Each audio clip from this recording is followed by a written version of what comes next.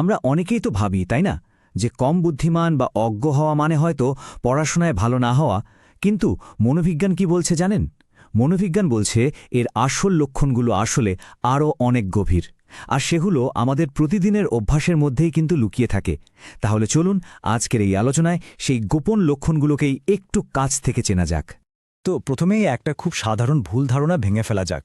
কম বুদ্ধিমত্তা মানে কিন্তু শুধু পরীক্ষায় কম নম্বর পাওয়া বা অঙ্ক কষতে না পারা নয়।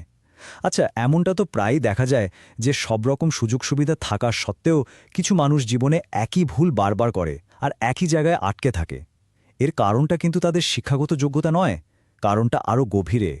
হ্যাঁ, মনোবিজ্ঞানীরা এখন বলছেন যে আসল লক্ষণগুলো লুকিয়ে আছে আমাদের চিন্তাভাবনার ধরনে, আমাদের প্রতিদিনের আচরণে।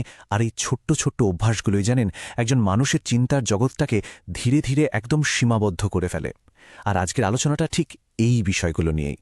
তো প্রথমে আমরা দেখব কিভাবে কিছু মানসিক প্রক্রিয়া মানে চিন্তার ধরন আমাদের ভেতরের জগৎকে প্রভাবিত করে। বাইরে থেকে এগুলো হয়তো সবসময় ধরা পড়ে না, কিন্তু বিশ্বাস করুন আমাদের সব আচরণের মূলে কিন্তু এগুলোই থাকে। এখানে একটা দারুণ ইন্টারেস্টিং কনসেপ্ট আছে। মনোবিজ্ঞানী জন ফ্ল্যাভেল এর কথা বলেছেন। নামটা হলো মেটাকগনিশন। সহজ কথায় এর মানে হলো থিঙ্কিং অ্যাবাউট থিঙ্কিং, অর্থাৎ নিজের ভাবনা নিয়েই চিন্তা করার ক্ষমতা। মানে কোনো একটা কিছু ভাবার সময় বা সিদ্ধান্ত নেয়ার সময় সেই পুরো ভাবনার প্রক্রিয়াটাকেই যেন একটু দূর থেকে তৃতীয় ব্যক্তির মতো পর্যবেক্ষণ করার ক্ষমতা। অসাধারণ একটা ব্যাপার, তাই না? এই স্লাইডটা দেখলে ব্যাপারটা খুব পরিষ্কার হয়ে যায়। ভাবুন তো, যখন কেউ ব্যর্থ হয় তখন একজন জ্ঞানী মানুষ কি করেন? তিনি নিজের ভুলগুলো বিশ্লেষণ করেন, বোঝার চেষ্টা করেন যে ঠিক কোথায় ভুলটা হলো। কিন্তু যার মধ্যেই মেটাকগনিশনের অভাব রয়েছে, তিনি নিজের দিকে তাকানই না। তিনি হয় পরিস্থিতিকে, নয়তো ভাগ্যকে বা অন্য কোনো মানুষকে দোষ দিতে শুরু করেন। আর এই আত্মবিশ্লেষণের অভাবটাই কিন্তু উন্নতির পথে সবচেয়ে বড় একটা দেয়াল তুলে দেয়। ভেতরের জগতের আর একটা বড় লক্ষণ হল এই মানসিক জড়তা। এর মানে কি? এর মানে হল নতুন কোনো ধারণা বা পরিবর্তনকে সহজে গ্রহণই করতে না পারা। এই ধরনের মানুষরা একবার যদি কোনো একটা ধারণা মাথায় ঢুকিয়ে নেয়, ব্যাস, আপনি হাজার প্রমাণ দিলেও তারা নিজেদের মতো বদলাতে চায় না। তাদের কাছে নিজের মতো পরিবর্তন করা মানেই যেন হেরে যাওয়া। আর এই মানসিক জড়তা নিয়ে দার্শনিক বার্ট্রান্ড রাসেল কি অসাধারণ একটা কথা বলেছেন দেখুন। অজ্ঞ ব্যক্তিরা তাদের ওই সামান্য জ্ঞান নিয়েই একেবারে চরম আত্মবিশ্বাসী হয়ে থাকে, আর অন্যদিকে জ্ঞানী মানুষেরা এত কিছু জেনেও সবসময় সন্দেহে ভোগেন, কারণ তারা জানেন যে জ্ঞান আসলে একটা মহাসাগর আর শেখার কোনো শেষ নেই। তো এই যে ভেতরের চিন্তাগুলো, এগুলো তো আর ভেতরে আটকে থাকে না, তাই না? এগুলোই একসময় আমাদের বাইরের আচরণে, আমাদের কথাবার্তায়, আমাদের কাজকর্মে প্রকাশ পায়। চলুন এবার দেখি এই মানসিক সীমাবদ্ধতাগুলো ঠিক কিভাবে প্রকাশ পায়। বাংলায় একটা খুব চমৎকার প্রবাদ আছে যা এই বিষয়টাকে একেবারে পরিষ্কার করে দেয়। দেখুন, মূর্খ ব্যক্তিরা কোনো আলোচনায় কিছু শেখার জন্য আসে না, তারা আসে জিততে।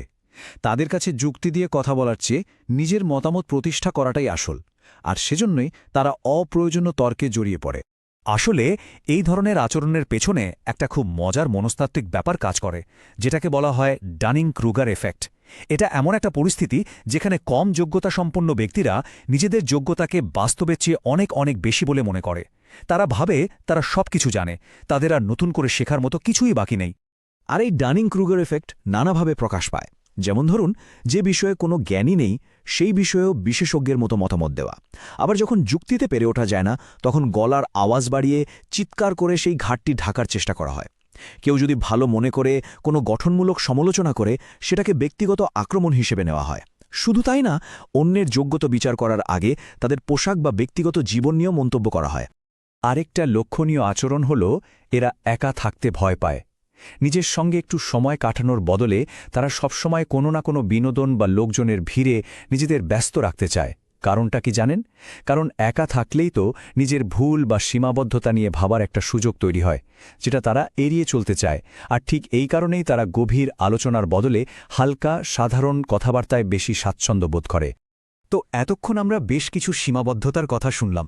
এখন মনে হতে পারে, এর থেকে কি বেরোনোর কোনো উপায় নেই? অবশ্যই আছে, আর সেটাই সবচেয়ে গুরুত্বপূর্ণ বিষয়। চলুন এবার সেই সমাধানের দিকে একটু নজর দেয়া যাক। সবচেয়ে জরুরি যে কথাটা আমাদের মনে রাখতে হবে সেটা হলো, এটা কোনো স্থায়ী রোগ নয়। এটা শুধুই একটা মানসিক সীমাবদ্ধতা, আসল কথা হলো যে মুহূর্তে একজন মানুষ নিজের এই সীমাবদ্ধতাগুলো বুঝতে পারে এবং সেগুলো ঠিক করার চেষ্টা শুরু করে, ঠিক সেই মুহূর্ত থেকেই কিন্তু তার জ্ঞান অর্জনের আসল যাত্রাটা শুরু হয়। আর এখানেই মহান দার্শনিক সক্রেটিসের সেই বিখ্যাত কথাটা চলে আসে। এটাই হলো জ্ঞানের প্রথম এবং সবচেয়ে গুরুত্বপূর্ণ ধাপ। সত্যিকারের বুদ্ধিমান মানুষ সবসময় নিজের জ্ঞানের সীমাবদ্ধতা সম্পর্কে সচেতন থাকেন, আর এই বিনয়, এই জানার আগ্রহই তাদের প্রতিনিয়ত নতুন কিছু শেখার জন্য উৎসাহিত করে। তাহলে দিন শেষে প্রশ্নটা এটাই দাঁড়ায়, নিজেকে আরও উন্নত করার এই যাত্রায় প্রথম পদক্ষেপটা কি হওয়া উচিত? হয়তো এর উত্তরটা লুকিয়ে আছে নিজের সীমাবদ্ধতা আর দুর্বলতাগুলোকে সাহসের সাথে চিনে নেওয়ার মধ্যেই।